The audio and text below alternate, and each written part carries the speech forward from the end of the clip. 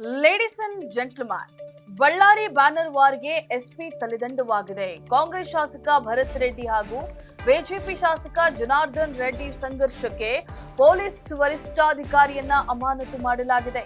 ಇದು ಹೇಗೆ ಅಂತೀರಾ? ಎಸ್ ವೀಕ್ಷಕರೇ, ನೆಲ ಜಲ ಭಾಷೆಗಾಗಿ ಪ್ರಾಮಾಣಿಕ ಪತ್ರಿಕೋದ್ಯಮ. ನೀವು ನೋಡ್ತಾ ಇದ್ದೀರಾ ಫೋಕಸ್ ಟಿವಿ. ನಾನು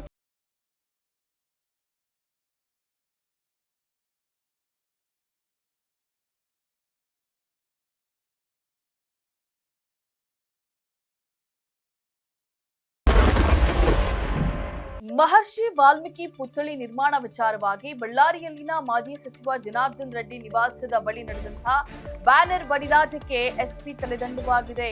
ಈ ಕ್ಷಣದಿಂದಲೇ ಜಾರಿಗೆ ಬರುವಂತೆ ಗೃಹ ಇಲಾಖೆ ಕ್ರಮ ಕೈಗೊಂಡಿದೆ.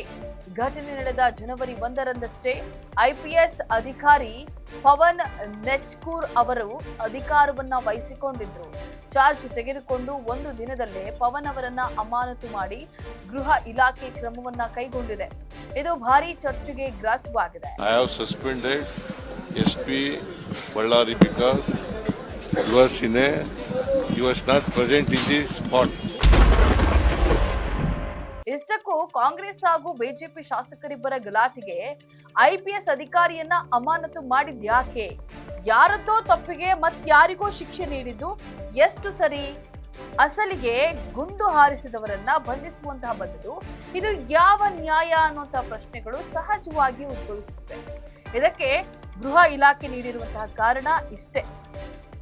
ಅದೇನಂದ್ರೆ, ಬ್ಯಾನರ್ ಗಲಾಟೆಯಾಗುವ ಮುನ್ಸೂಚನೆ ಇದ್ರೂ ಕೂಡ ಪೊಲೀಸ್ ಇಲಾಖೆಯ ಜಿಲ್ಲಾ ಮುಖ್ಯಸ್ಥರಾಗಿ ಯಾವುದೇ ಕ್ರಮ ಕೈಗೊಳ್ಳಲಿಲ್ಲ. ಪೊಲೀಸರನ್ನ ಸಮರ್ಪಕವಾಗಿ ಬಳಸಿಲ್ಲ. ಪೊಲೀಸರ ವೈಫಲ್ಯದಿಂದಾಗಿಯೇ ಒಬ್ಬರ ಪ್ರಾಣ ಹೋಗಿದೆ ಅಂತ ಹೇಳಿ ಕಾರಣಗಳನ್ನ ನೀಡಿದೆ. ಪೊಲೀಸರು ಎಚ್ಚೆತ್ತುಕೊಂಡಿದ್ರೆ ಇಂತಹ ಅನಾಹುತಗಳು ಆಗ್ತಾ ಇರಲಿಲ್ಲ ಅಂತ ಹೇಳಿ ಸರ್ಕಾರ ಕಾರಣವನ್ನ ನೀಡಿದೆ. ನನ್ನ ಮನೆ ಮುಂದೆ ಬಂದು 1 ಗಂಟೆಗಳ ಕಾಲ ಚೈರ್ಸ್ ಹಾಕೊಂಡು ಅವ್ರು ಕುತ್ಕೊಂಡು ನಾನು ಬರೋವರೆಗೂ ವೇಟ್ ಮಾಡ್ತಾ ಇದ್ದಾರೆ. ಅಂದ್ರೆ ಮೋಸ್ಟ್ಲಿ ಇವರಿಗೆ ಯಾವ ಪೊಲೀಸ್ ಇಂಟೆಲಿಜೆನ್ಸ್ ಮೂಲಕ ನನ್ನ ಪ್ರಯಾಣ ಗೊತ್ತಾಗಿರ್ಬೇಕು. ನಾನು ಬಂದ ಮೇಲೇನೆ ಇವತ್ತು ಫೈರಿಂಗ್ ಯಾಕೆ ಮಾಡಬೇಕು? ಇನ್ನು ಬೇರೆ ಅರ್ಥ ಏನಿದೆ ಹೇಳಿ ನಿಮಗೆ?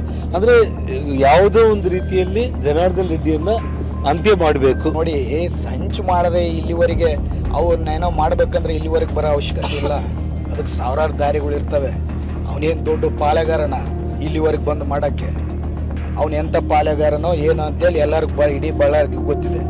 ಮಾಡ್ಬೇಕಂದ್ರೆ ಏನನ್ನ ಮಾಡ್ಬೋದು. ಜನಾರ್ದನ್ ರೆಡ್ಡಿ ಅವರು ಕೂಡ ಸೈಡಿಗೆ ಬಂದು ನಿಂತಂತ ಮೇಲೆ ಅವ್ರ ಮೇಲೆ ಕೂಡ ಗುಂಡು ಹಾರ್ತಾ ಇದ್ವಿ.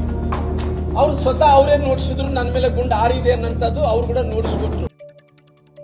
ಅವ್ನು ಸತೀಶ್ ರೆಡ್ಡಿ ಪ್ರೈವೇಟ್ ಗನ್ಮೆನ್ಗಳನ್ನ ಕರ್ಕೊಂಡು ಬಂದು, ಕಾನೂನಿಗೆ ಪೂರ್ತಿ ವಿರುದ್ಧ ಪ್ರೈವೇಟ್ ಗನ್ಮೆನ್ಗಳನ್ನ ತಗೊಂಡು ಬಂದು ಈ ರೀತಿ ಬುಲೆಟ್ಗಳನ್ನ ಹಾರಿಸಿ ಇವತ್ತು ನಾನು ಕರೆಕ್ಟಾಗಿ ನಾನು ಬಂದು ಕಾರಲ್ಲಿ ಇಳಿದೀನಿ, ಫೈರಿಂಗ್ ಸ್ಟಾರ್ಟ್ ಆಗಿ. ಬಳ್ಳಾರಿ ಶಾಂತಿಯುತವಾಗಿ ಇರ್ಬೇಕಂತೇಳಿ ಇವತ್ತು ಸುಮ್ಮನೆ ಇದೀನಿ ಹೊರತು ಇವತ್ತು ಇಲ್ಲಾಂದ್ರೆ ಇಲ್ಲಿಂದನೇ ಮನೆ ಸುಟ್ಟು ಮತ್ತೆ ವಾಪಸ್ ಹೋಗ್ತಿದೆ ಅಂತ ಹೇಳಕ್ಕೆ. ಭರತ್ ರೆಡ್ಡಿ ಮತ್ತು ಅವರ ಬೆಂಬಲಿಗರ ಪ್ರಚೋದನೆಯಿಂದನೇ ಆಗಿರೋದು.